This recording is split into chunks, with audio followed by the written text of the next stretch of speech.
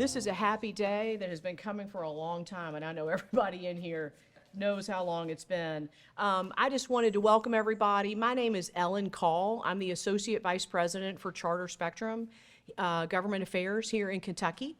And the first thing I wanted to do was thank the Gaines Lodge for hosting this event in this beautiful space. We're very grateful for you all having us here today. We are so excited to be here this afternoon to talk about a long-awaited broadband deployment in eastern Jefferson County. This broadband expansion is financed by $5.6 million from Charter Communications, a $1.1 million state investment, and $784,000 from Metro Louisville, including a critical $250,000 commitment from Councilman Stuart Benson. Thank you, Stuart. And I'll tell you more about that because we wouldn't be here today if it weren't for Stuart Benson. The total project cost is over $7.5 million. Here today to celebrate with us is Mayor Craig Greenberg. The mayor was first elected in 2022, and I will always be grateful to him for being a great first boss to my youngest, Miss Sophie Call, who's back there in the back. Mayor, come on up. Thank you. Thank you so much, Ellen, and it's great to be with all of you here today. It's always great to be in the Parklands. This is actually one of my favorite parts of the Parklands because usually, particularly this time of year, I'm training for the mini marathon, and last year I did a lot of my mini marathon training right here in the Parklands. And this is my favorite part because it's the flattest. Running around the egg is by far the best part when you're running long distances. It's also been great to be out here with four of my colleagues from Metro Council, Councilman Benson, as Ellen just mentioned, also Councilman Kramer, Councilman Piagentini, Councilman Engel. Thank you all for all of your public service, and it's a pleasure to work with you all every day. This is such a great part of our city. And it's neighborhoods like this, it's parks like this that make Louisville such a special place. And part of our goal as public servants, whether we're on the Metro Council or in the mayor's office, is to make sure that people in every part of our city have access to the resources and services that they need. And that includes things like public safety, paving, parks like I just mentioned. It includes, in my opinion, universal pre-K. And of course, everyone in our city should have access to broadband service, no different than water or electricity. Reliable, high-speed internet access is essential for every Louisville family. From businesses to students, healthcare needs, and more, internet access at a high speed is an basic need that everyone in our city should be entitled to. And so it's incredibly exciting to be here with you all today and to celebrate that work that's being done to ensure that all Louisville residents have this critical access. That's right, all 100% of residents of Louisville will soon have access to high-speed broadband access. And this is a goal that has been brought together and made possible by so many people. I want to thank Charter Spectrum for your significant investment and commitment to bringing the service to people in every part of our city so that every neighborhood is truly a connected community. I also want to thank partners at LG&E as well. And as you just heard about, an amazing partner in Councilman Stuart Benson. Thinking of, I used to watch when I was much younger, a show called The A-Team. And in almost every episode, there was a part where BA says, "I love it when a plan comes together." Now, it took far too many years, Councilman Benson, for this to come together, but thanks to your and your team's hard work and persistence and dedication, we are here today to celebrate this great progress. Also want to thank our partners at the federal and state level, as you heard, have also been so important in this effort. And this is just part of our effort throughout Louisville Metro government to bring high-speed internet access to people where they live and where they enjoy life on an everyday basis. I want to give a special shout out to our Director of Metro Technology Services, Chris Sight, who's with us here today. He and his team are working to install free Wi-Fi in all of our parks. That work has already begun in parks in some of our lowest income neighborhoods, and we hope in the not too distant future for every Louisville Metro park to have free high-speed Wi-Fi as well, because again, that is something that everyone in our city deserves. So I just want to say really thank you. And my final thing that I want to make sure we reiterate is that this is part of our commitment to show that we are truly one Louisville. We have a large city. From the east end here to the west end, from the south to the north, there are so many wonderful neighborhoods everywhere throughout our city. And it is so important that our Louisville Metro government focus on every neighborhood in Louisville, inside the Watterson and outside the Watterson Expressway, or in this case, outside the Gene Snyder where we are today. Everyone in eastern Jefferson County deserves the resources and access and support from our city government. And I'm proud to be with you all here today, and I commit to you that our administration will continue working with these folks on Metro Council. We'll continue working with everyone throughout our administration to make sure that we continue to provide resources and support to truly bring our city together and make our entire city safer, stronger, and healthier. Again, congratulations and thank you all very much.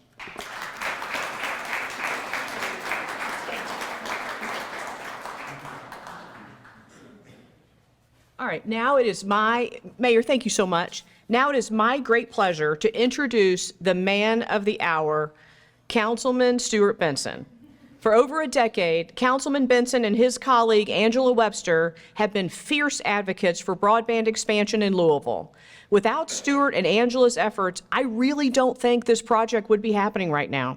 Back in 2021, when we were, Charter Spectrum, when we were applying for a state grant, Councilman Benson pledged $250,000 from his office as a local match for our grant application. And we really believe that his match played a critical role in the state's decision to award the grant to us. Stuart and Angela's persistence has finally paid off, and we were grateful to them both. Councilman Benson, thank you for bringing us all together today.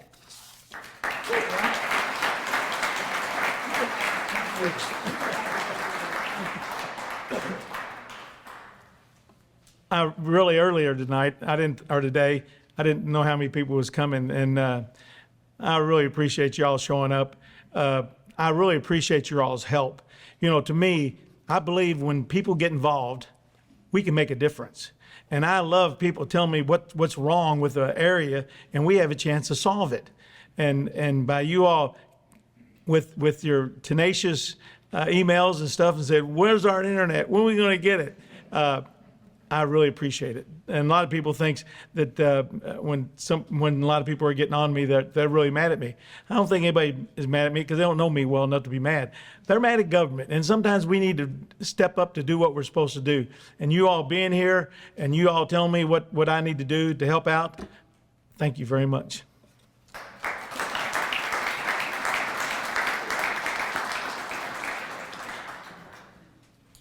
Well, I've known Stuart for a long time. Back in 2002, Stuart and I were first elected to the Metro Council together. And I rolled off in 2008, and he's continued his public service. He's one of the most humble human beings I have ever known. And I think that you did not really take much of a victory lap, Stuart, but you deserve it because this is your baby and you did this.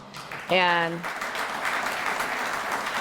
I'm telling you, if I had a nickel for every time Angela or Stuart have called me about broadband, I would be a very wealthy woman. So thank you, Stuart, for your persistence. It's paid off. Now I'd like to introduce another guest today, John LaFollette from LG&E, who is a crucial partner to us in this project. And John, thank you so much for joining us.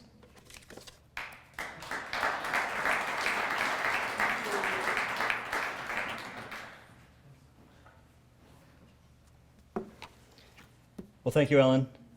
If you don't know, Ellen Call has served this community in so many different ways over the years, and she is so effective, and everyone who is involved with this project of broadband expansion is fortunate to have her be part of this project. So thank you, Ellen, for your leadership. My name is John LaFollette, and it is a real pleasure to be here with you today on behalf of LG&E. On spring break Monday, I might rather be down in Florida with the rest of the city. I know my kids would rather be there, but this is a close second. Thank you all very much for coming and for the invitation to speak. Thank you, Mr. Mayor, for coming to mark this occasion with us and for your leadership in this initiative, pushing for broadband internet access, not just in this area, but all throughout the community. I've seen firsthand how hard the mayor's team is working to improve Louisville Metro's IT infrastructure, from physical infrastructure like fiber to smart traffic signals, and LG&E is excited about these efforts too. We're happy to be working alongside folks like Dana Mayton, Chris Sight, to help make them happen. Thank you also as well to Councilman Benson for hosting us here in the beautiful 20th Metro Council District. I live in the 8th District, but come out to the Parklands as often as I can with my family. The attention that you and your staff have given to this project, encouragement that you've given to all of us working on it to think about the impact of this project for your constituents here today. It's clear how much you care about the district. Thank you for your leadership as well. So I want to start by affirming LG&E's support for this project and for broadband expansion beyond Louisville Metro. LG&E and our sister company, Kentucky Utilities, which serves 77 counties throughout the rest of the state, we're committed to being a solid partner on every project like this as broadband spreads throughout the state. What that means practically is providing space on our utility poles for Charter and other broadband providers to hang their fiber cables. To do that, we first make sure that workers are able to install those cables safely without getting too close to the high voltage electric lines that are on the poles already. And we make sure that those cables won't contribute to power outages for our customers. If there's not room on a pole for a new cable to be installed, we'll generally replace that pole with a new one. We have a small army of construction crews, you've probably seen them in the area, working all over Louisville, only doing this kind of work. We're replacing about 100 poles and doing other construction work on about 140 other poles. Most of all that work is here in District 20. At last check, there was some $2 billion that was flowing to Kentucky for broadband expansion. Lots of money, huge project scope. And the only way that something like this gets built is with strong cooperation from all stakeholders. I'm proud to say that LG&E and KU have made the commitment to work with Charter and other broadband providers to make this effort a success. Councilman Benson encouraged all of us to put this on our heart, and we've done that. And as the work in District 20 continues, and as Charter builds out in other parts of Louisville Metro and all across Kentucky, we're looking forward to doing our part to expand broadband access. The people who are doing the most at our company, though, are the crews who are outside every day doing the work of replacing poles, rearranging high voltage electric lines, making the pole safe for the next crew to come and install fiber. They're the ones who are really making all of this possible, and so I want to acknowledge and recognize their hard work. We have one crew, 2 linemen here today. I'd like to go ahead and recognize that for their hard work.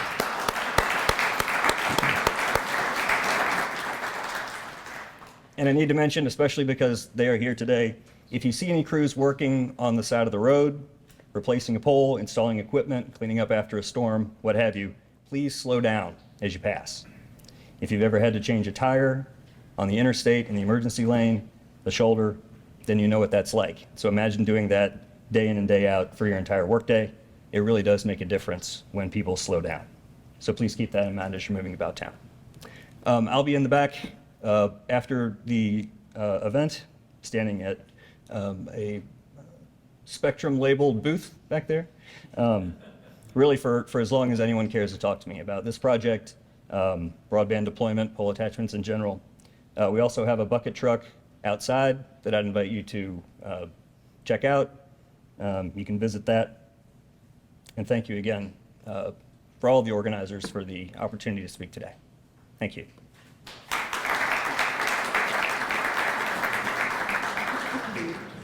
Thank you. All right, so we have one more speaker. Now we're getting to the good part of the program, where my colleague Ben Ucelis is going to come up and give us an overview of the construction project and some more details. Ben, come on up.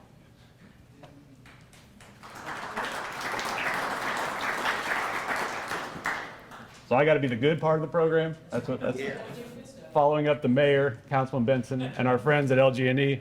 I think what Ellen means is I'm going to talk to you about how this is actually going to get done. I'm going to talk about some of the construction processes and what you all can expect over the coming months. But first, I thank you, Ellen, for the introduction. Thank you, Mayor Greenberg, for all of your help.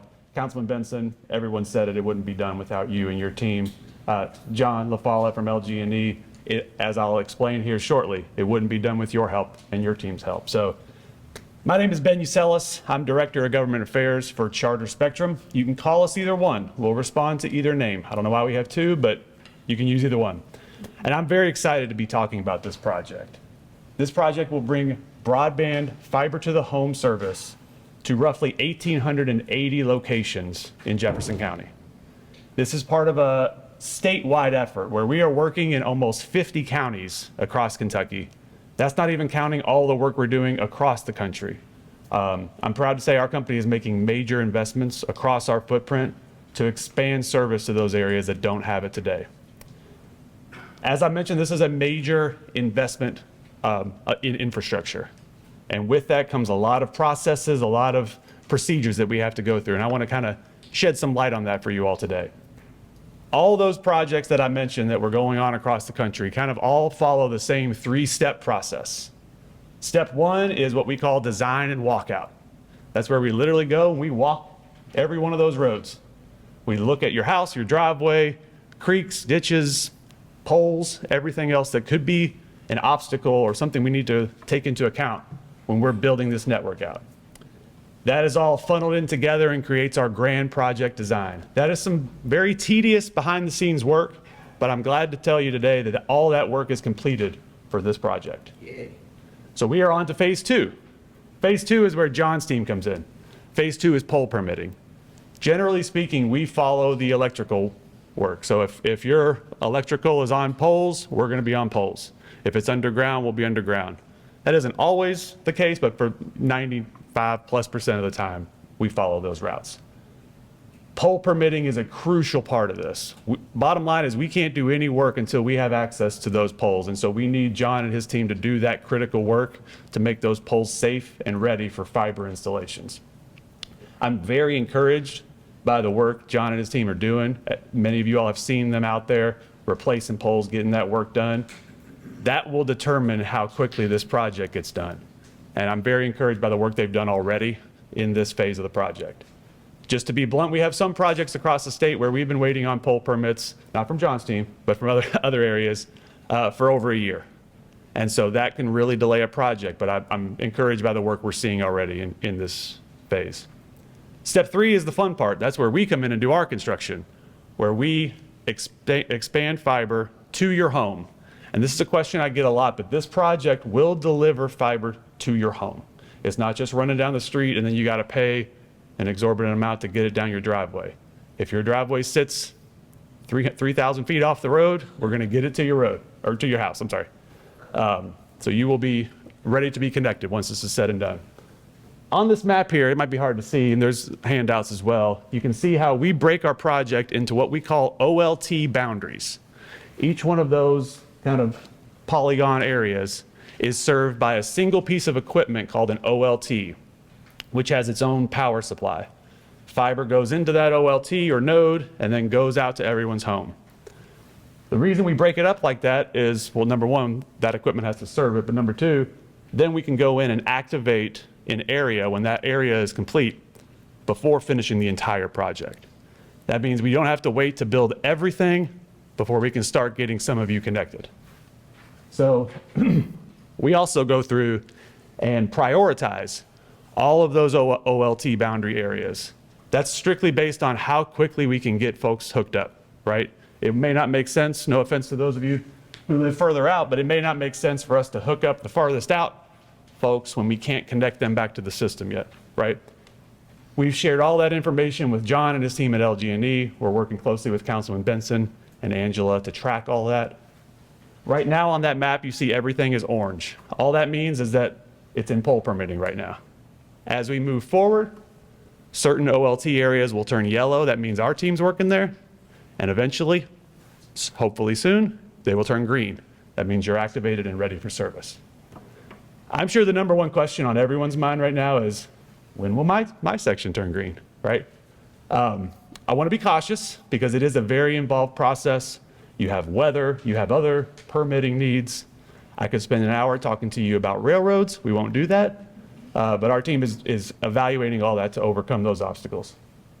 Our goal is, once John and his team are done with their work, and we have free access to all the poles in the area, we want to have this entire project done within 9 months. Now, again, hopefully a lot of those are sooner, right? Because we're going to light up OLT areas as we go along. But that's our goal, and that's what we're hoping for a smooth ride after John and his team's work is done. So, first of all, let me say thank you all for being here. It shows the level of commitment that you all have to this issue in your area. We really appreciate that on Monday of spring break, this many people are coming out to see it. That's very encouraging for us. We're going to do everything in our power to get this done as quickly as possible, and we'll be working closely with Councilman Benson and Angela to provide these updates so that they can share with you the progress that's being made. Thank you so much. Take care.